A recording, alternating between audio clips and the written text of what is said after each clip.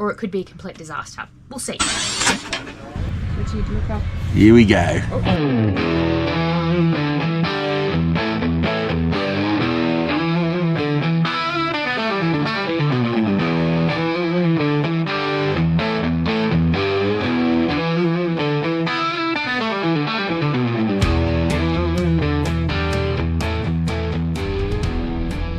Hello.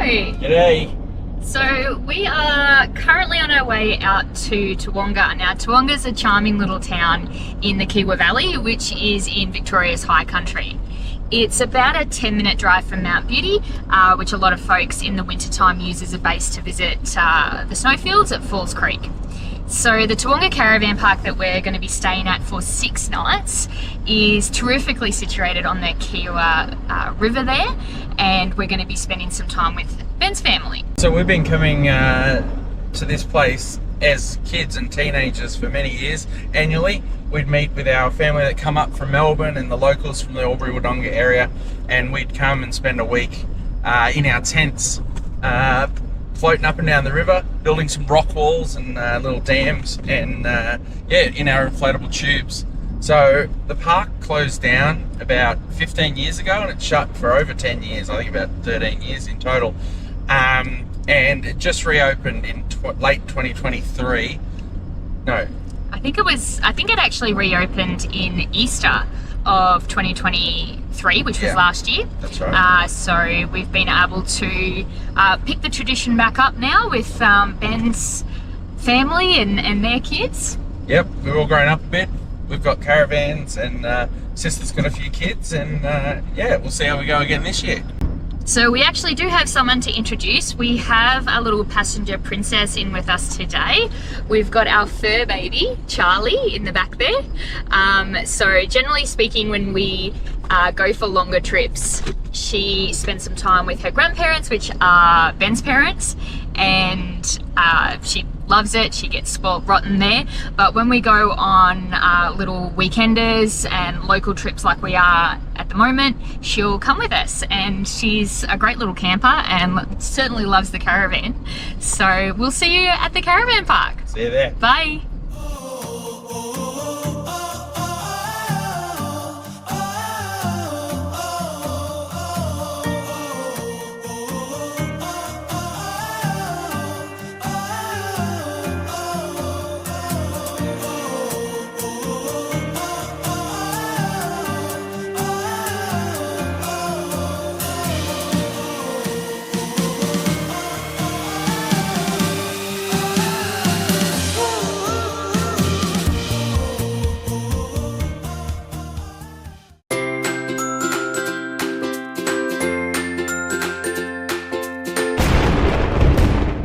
Hey guys, today I want to show you a honey bourbon chicken recipe that we're gonna whack on the Weber and grill it up for dinner.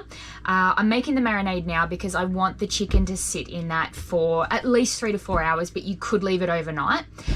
So first of all, what you're gonna need is some onion powder, some garlic powder, some paprika, and we're gonna put all of those with some salt and pepper into a bowl to start with. So you're using 1 teaspoon of onion powder, 1 teaspoon of garlic powder, and you're going to use half a teaspoon of sweet paprika. And to that, you're going to add a generous amount of cracked pepper, and the same with your salt.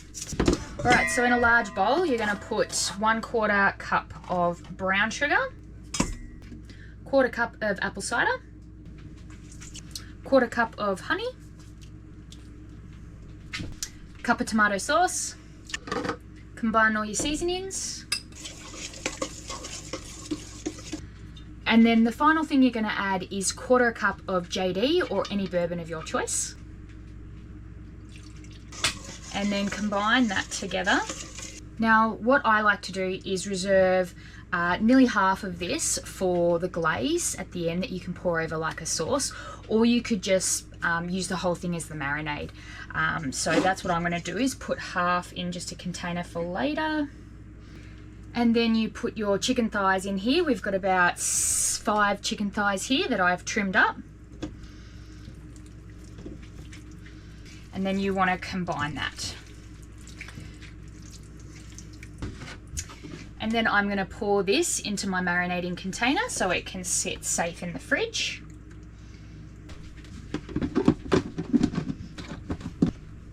And then into the fridge to marinate.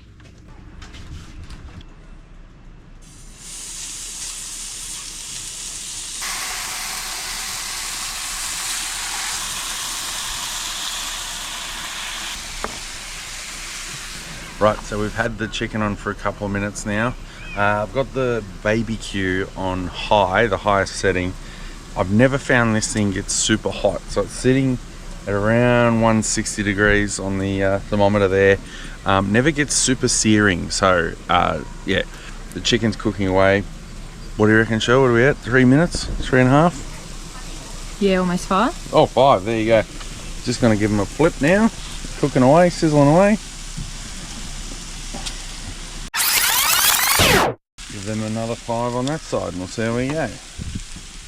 So we got some asparagus and corn that we'll put on the plate. Alright, so as I said earlier today, we're going to save at least, or maybe just under half of the marinade to make a glaze or a sauce for your honey bourbon chicken. Now this will only need about 3 to 4 minutes on a medium to high heat. Basically just want to bring it to the boil for a couple of minutes and then take it off. That's all it will need. Alright, so we've been simmering away there for about 3 to 4 minutes, so it is good to come off. Right, so the chicken's been on about 15 minutes now. Should be pretty cooked through. Nice brown colour throughout. Put some asparagus on.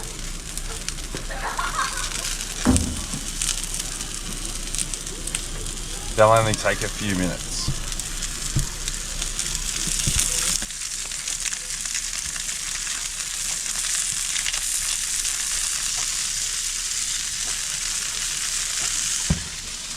So the asparagus is about done, so is the corn. Asparagus was about 5 minutes. See how they're really soft now? They'll be good to go.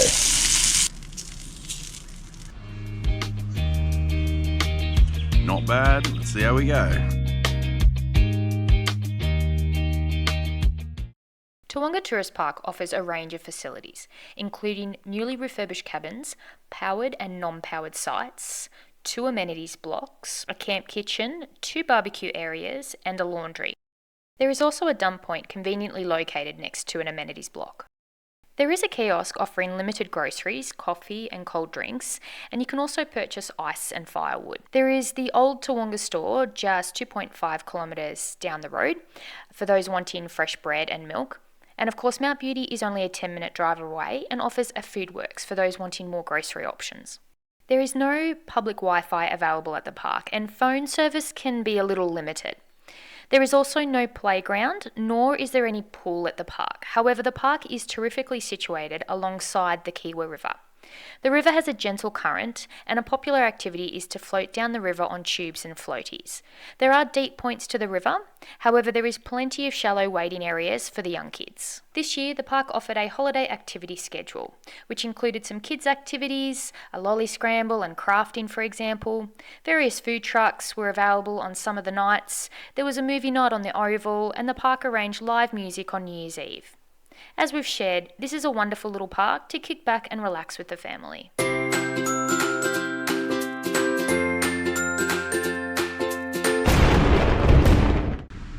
Good morning. So we're day 2 on this New Year's Eve camping trip with the family, and this morning I'm going to marinate up some beef to make beef kebabs or skewers later tonight.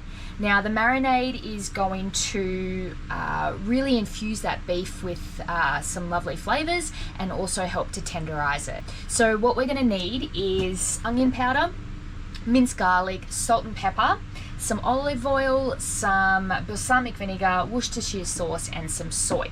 So you grab your bowl or your container and you're going to mix all those ingredients together, and then we're going to pop that beef in and leave it marinating through the day. Anywhere between a couple of hours to 24 hours would be sufficient to marinate it. Teaspoon of onion powder, 2.5 tablespoons of soy, 2 tablespoons of Worcestershire sauce, 2 tablespoons of balsamic vinegar, tablespoon of oil, pop your teaspoon of garlic in. Now this took about 3 garlic cloves, and some black pepper. Maybe aim for about 1/4 teaspoon. It really just depends on how much pepper you like through your marinade. We're going to mix that up now. Without getting it on myself. And then you want to add your beef. So we're actually using Scotch steaks, about 550 grams of Scotch steaks, but with this amount of marinade you could use up to 750 grams of whatever steak of your choice or beef of your choice. And mix that beef in now. Alright, so I'm going to pop that in the fridge. Now I'll probably turn that meat over a couple of times a day just to make sure that it's infusing through all of the meat, and then we'll show you how we're going to pop together the skewers to whack on the Weber tonight. Alright, so we've had the meat been marinating all day. It's about 6 o'clock now, and we pop it on around 10 o'clock. So now we're going to thread the skewers, and again we're going to use these Weber skewers because these worked really well last time. You don't have to worry about soaking them like you do your wooden skewers. And so what we're going to do is thread 2 pieces of vegetable. We've chosen to do green capsicum and mushroom, but you could do really any vegetable of your choice. You could put some red onion on there. So we're going to do 2 vegetables to 1 meat. A good tip that I was told was not to smush them together too tightly because that can then cause things to cook unevenly. So yeah, then we'll whack them on the Weber. Alright, so the shish kebabs are ready to go on the Weber. I've got it up at high heat. We'll throw them on and we'll turn them probably every 2 minutes until they're cooked through how we like our steaks. So here we go.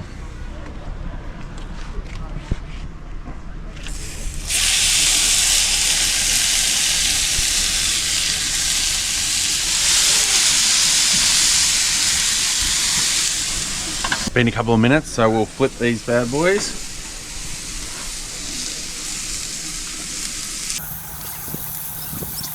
We got some leftover of the marinade sauce, so we'll pour that over at the same time now. So the skewers have been on about probably 8 to 10 minutes now, and they are medium rare to medium. That's how we like our steaks.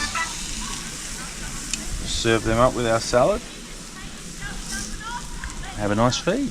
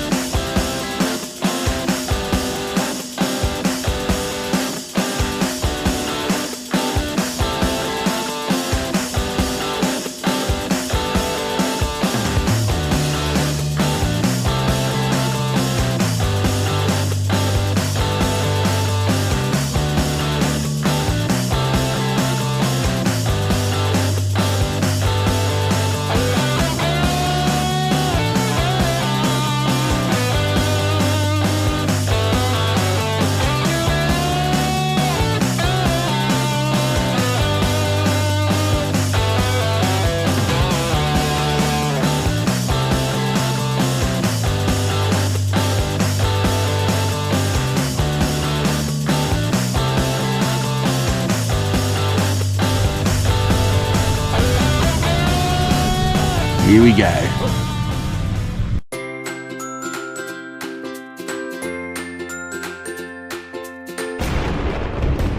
Hello, welcome back. So we are day 3 camping on this trip, and I thought I'd have a go at some slow cooking in the Weber BBQ.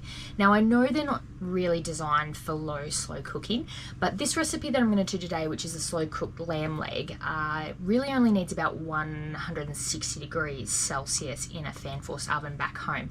And I think that I should be able to get the BBQ down to about 170, 175. So I have a feeling that we might be lucky, or it could be a complete disaster. we'll see. So generally speaking, I do this with about a 2 kilo leg of lamb at home. Today we've just got a small lamb leg roast. It's about 1.4 kilos. You're going to need 1 onion, 2 garlic cloves, some diced 400 grams of diced tomatoes. We've got some vegetable stock, some rosemary and some oil. So I'm just going to go ahead and chop up these onions, crush up the garlic or chop it depending on your preference, and then I'll show you how we're going to go about prepping the ingredients before we pop it on for the slow cooking. Alright, so you just want to cook your onion until it's translucent. So I'm cooking those onions really low so that they're not going to brown but rather turn translucent. Alright, now that is ready to go, and that'll just sit there while we go out and sear the lamb on the Weber.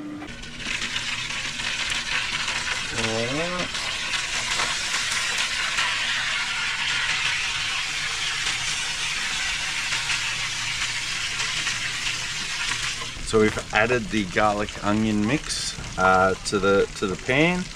We've turned the Weber down to low. Hopefully we can get it down to about 170 degrees. 400 grams diced tomatoes going in, and a cup of vegetable stock.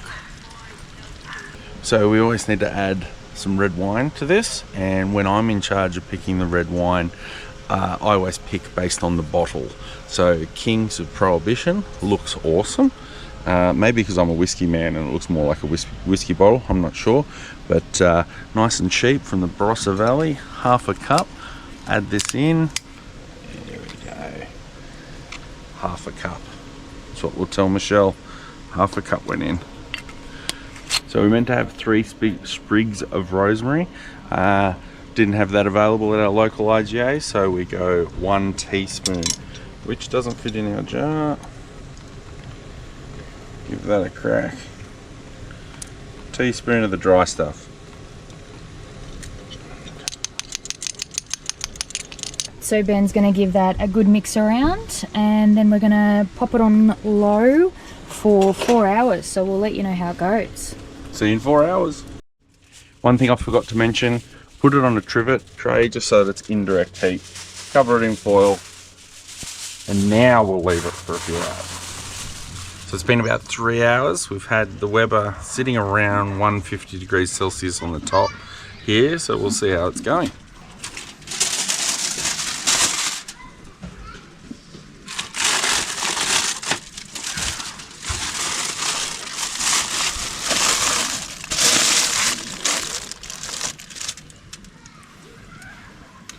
Like I do. Just having a look at it. What do we got here? Seems to be cooked very nicely. Oh yeah, falling apart there. It's a good sign. Yeah, very good sign. So looking at that, I reckon we'll give it another hour. Might just roll it over. Give it another spoonful of juice over the top. And 1 more hour.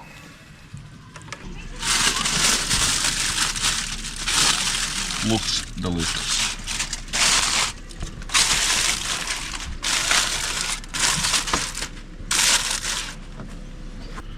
Just taking this off to rest it for about 10 minutes over here on the table. Put some veggies on. So we've just popped some green beans in the leftover sauce that's still on the Weber. The Weber's still set to low, and whilst that meat's resting for 10 minutes, we're just going to cook up these green beans to serve as a side.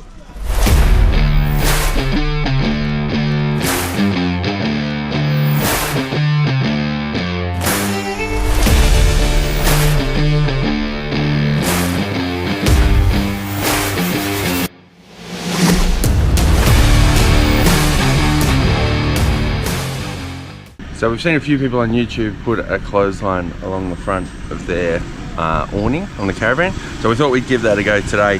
So we've gone to Bunnings, we've got a few things. Balustrade kit, some wire rope.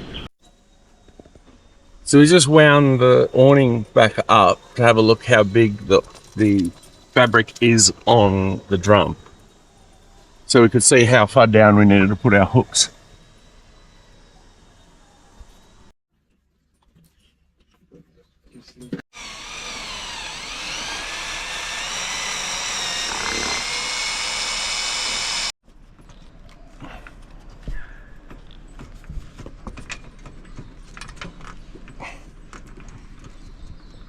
supposed to be that tight? It's got to cut the thread in the aluminium. So we've just marked the center of the channel here, and we've come out about 20 mils from the edge of the drum to give it space to roll back up on there. And we've just double checked the screws that come with the balustrade kit go all the way in, and if you spin around under here, Shell, goes underneath the slidey awning panel there, so it misses everything.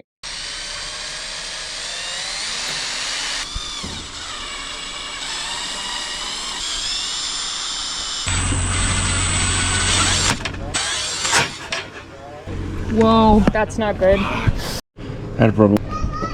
Cheap screw broke halfway through. Bugger. So I've got a pair of pliers. We're going to see how we go unscrewing it.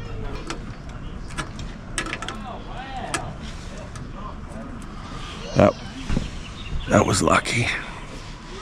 Now off to Bunnings for another packet of screws. Maybe a sausage. Okay, so we're back after yesterday's debacle where I snapped a screw and we had no spares left. We have been to Bunnings and we're home now, and I'm going to try and finish it off this time. So first thing I'll do is try and make an eyelet out of the end of one of these. We'll hook it up to the top and we'll learn how to use this swage tool. Let's see how we go. At one end we've got the eyelet installed, as you saw yesterday. We're going to put the tensioning piece at this end, so I just need to get the right length, get ready to put my little hook piece in there, and then the swage, and we'll crimp it on. So just measuring it up, I'll strip some wire and then we'll do the crimping. Okay, so I've just cut my length of wire that we need. Make sure you leave enough to overlap like we have here. Put through your swage there, which I'm about to crimp. Put a little eyepiece in here, which will keep the shape of the end. And then I've got my adjustable piece here, which will tighten up at the end. And then obviously the hook that we put in first thing yesterday. So I'll try and tension this up and then we'll crimp it. So we've got our crimp tool here and our figure 8 swage. So just remember, you always want to squish your figure 8 down that direction. Never do it that way. Do it like that. I'm going to need an extra set of hands here. Shell, can you hold the end of that?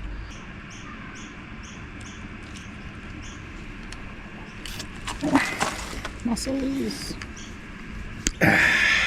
Should be able to get a second crimp on the bottom end.